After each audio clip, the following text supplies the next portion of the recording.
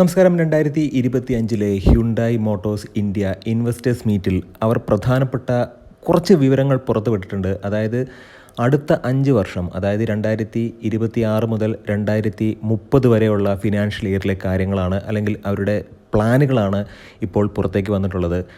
ഈ ന്യൂസിൽ പ്രധാനമായിട്ടും നമ്മൾ മനസ്സിലാക്കേണ്ട ഒരു കാര്യം, ഹ്യുണ്ടായിയുടെ ഹൈബ്രിഡ് കാറുകൾ, അതായത് സ്ട്രോങ് ഹൈബ്രിഡ് കാറുകൾ മാർക്കറ്റിലേക്ക് വരാൻ പോവുകയാണ്. 26 വാഹനങ്ങൾ, തീർച്ചയായിട്ടും നിലവിലുള്ള വാഹനങ്ങളുടെ അപ്ഡേഷനും അതുമാത്രമല്ല നിലവിലുള്ള വാഹനങ്ങൾക്ക് പുറമെ പുതിയ കാറുകൾ വരാനുള്ള സാധ്യതയുമുണ്ട്. പ്രധാനമായിട്ടും ഈ 26 കാറുകൾ എന്ന് പറയുന്നത്, അതിൽ 20 കാറുകൾ ഇൻറ്റേർണൽ കമ്പൻഷൻ എൻജിൻ വാഹനങ്ങളാണ്. അതിനു പുറമെ 6 കാറുകൾ തീർച്ചയായിട്ടും ഇലക്ട്രിക് ആയിരിക്കും. എൻജിൻ ബേയുടെ മറ്റൊരു വ്ളോഗിലേക്ക് ഏവർക്കും ഹാർദമായ സ്വാഗതം. ഇന്നത്തെ വ്ളോഗിലൂടെ നമ്മൾ ഡിസ്കസ് ചെയ്യാൻ പോകുന്നത് 2026 മുതൽ 2030 വരെയുള്ള കാലഘട്ടത്തിൽ ഇന്ത്യയിലേക്ക് കൊണ്ടുവരാൻ പോകുന്ന വാഹനങ്ങളെ കുറിച്ചിട്ടാണ്. തീർച്ചയായിട്ടും ഈ ഒരു കോണ്ടന്റ് നിങ്ങൾക്ക് ഇഷ്ടപ്പെട്ടിട്ടുണ്ടെങ്കിൽ നമ്മുടെ ചാനലിനൊന്ന് സപ്പോർട്ട് ചെയ്യുക, സബ്സ്ക്രൈബ് ചെയ്യുക, മാക്സിമം ലൈക്ക് ചെയ്യുക, ഷെയർ ചെയ്യുക, കമൻറ്റ് ചെയ്യുക. ആദ്യം തന്നെ പറയട്ടെ, ഹൈബ്രിഡ് കാറുകൾ കൊണ്ടുവരും എന്നവർ കൃത്യമായിട്ട് പറഞ്ഞിട്ടുണ്ട്. ഇന്ത്യയിൽ ഹൈബ്രിഡ് കാറുകൾക്ക് യാതൊരുവിധ ടാക്സ് ബെനിഫിറ്റും ഇല്ലാത്ത ഒരു കാലഘട്ടത്തിൽ ഇപ്പോൾ നിലവിലില്ല. അതുകൊണ്ട് തന്നെ ഹൈബ്രിഡ് കാറുകളിൽ നിന്നും പല ആളുകളും അല്ലെങ്കിൽ പല മാനുഫാക്ചേഴ്സും മാറിക്കൊണ്ടിരിക്കുകയാണ്. അതായത് ഏറ്റവും പ്രധാനമായിട്ട് നമ്മൾ നോക്കുകയാണെന്നുണ്ടെങ്കിൽ ഹോണ്ടയുടെ കാര്യം തന്നെ. ഹോണ്ടയ്ക്ക് നല്ല ഹൈബ്രിഡ് എഞ്ചിനും ടെക്നോളജിയും എല്ലാം ഉണ്ട്.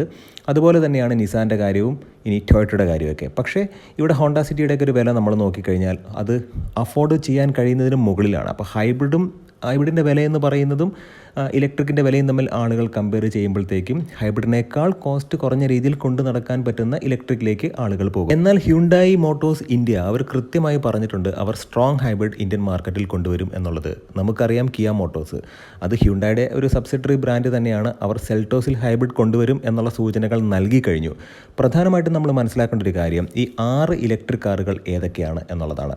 6 ഇലക്ട്രിക് കാർ എന്ന് പറയുന്നത് തീർച്ചയായിട്ടും ഒരു പുതിയ വാഹനം ഉണ്ടായിരിക്കും. ഈ പുതിയ വാഹനം എന്ന് പറയുന്നത് മോസ്റ്റ് പ്രോബബ്ലി ഹ്യുണ്ടായിയുടെ കാസ്പർ എന്ന് പറയുന്ന വാഹനത്തെ, അല്ലെങ്കിൽ ഇൻസ്റ്റർ എന്നുള്ള പേരിൽ ആ ഒരു വാഹനത്തെ ഇന്ത്യയിലേക്ക് കൊണ്ടുവരും. ഒന്നുകിൽ ഇൻസ്റ്റർ എന്ന് പറയുന്ന പേരിലായിരിക്കും വരുന്നത്. അത് കാസ്പർ എന്ന് പറയുന്ന വാഹനത്തിൽ നിന്നും ഒരു ഇൻസ്പിറേഷനോട് കൂടിയിട്ട് കൊണ്ടുവരുന്നൊരു വാഹനമായിരിക്കാം, അല്ലെങ്കിൽ അതേ വാഹനത്തെ തന്നെ, അല്ലെങ്കിൽ കാസ്പറിനെ തന്നെ ഇന്ത്യയിലേക്ക് കൊണ്ടുവരാനുള്ള സാധ്യതയുമുണ്ട്. എന്തായാലും ഒരു ചെറിയ വാഹനം, ഒരു സ്മോൾ സെഗ്മെൻറ്റ് വാഹനം, അതായത് നമ്മളിപ്പോൾ നോക്കുമ്പോഴത്തേക്കും ടാറ്റയുടെ ടിയാഗോ EV ആ ഒരു റേഞ്ചിലൊക്കെ വരുന്ന, അല്ലെങ്കിൽ ടിയാഗോയ്ക്കും പഞ്ചിനുമൊക്കെ ഇടയിൽ, അല്ലെങ്കിൽ ഏകദേശം ഒരു പഞ്ചിൻ്റെ റേഞ്ചിലൊക്കെ വരുന്ന ഒരു വാഹനമാകാനുള്ള സാധ്യതയുണ്ട്. ഏറ്റവും പ്രധാനപ്പെട്ട മറ്റൊരു കാര്യമെന്ന് പറയുന്നത് നെക്സ്റ്റ് ജെൻ ഹ്യുണ്ടായി വെന്യൂവിനെ കുറിച്ചിട്ടാണ്. വെന്യൂവിൻ്റെ അപ്ഡേഷൻ അടുത്ത് നിൽക്കുകയാണ്. കാരണം വെന്യൂ എന്ന് പറയുന്നൊരു വാഹനത്തിന് റീസെൻ്റായിട്ട് മികച്ച കോമ്പറ്റീഷൻ മറ്റുള്ള വാഹനങ്ങൾ ഈ ഒരു സെഗ്മെൻറ്റിൽ കൊടുക്കുന്നുണ്ട്.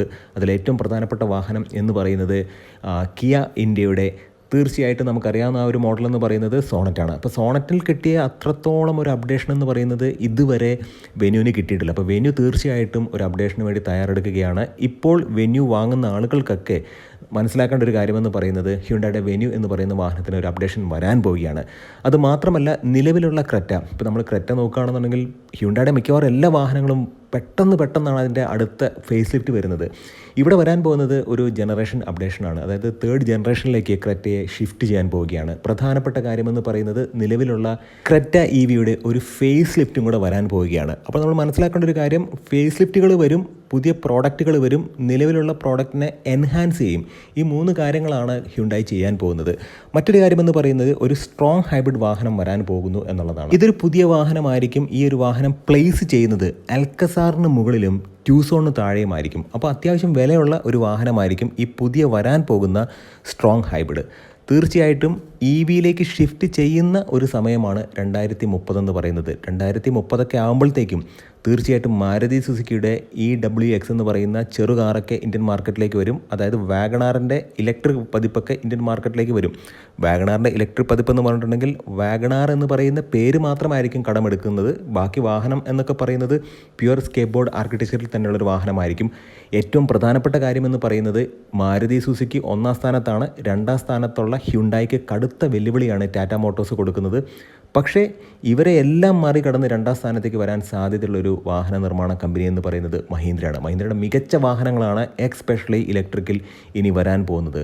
തീർച്ചയായിട്ടും ഈ ഒരു ഇൻഫർമേഷൻ ഉപകാരപ്രദമായി എന്ന് വിശ്വസിക്കുന്നു. നല്ല കോണ്ടന്റുകളായിട്ട് നമുക്ക് വീണ്ടും കാണാം. നിങ്ങളുടെ സ്നേഹത്തിനും സപ്പോർട്ടിനും ഒരിക്കൽ കൂടെ നന്ദി. നമസ്കാരം.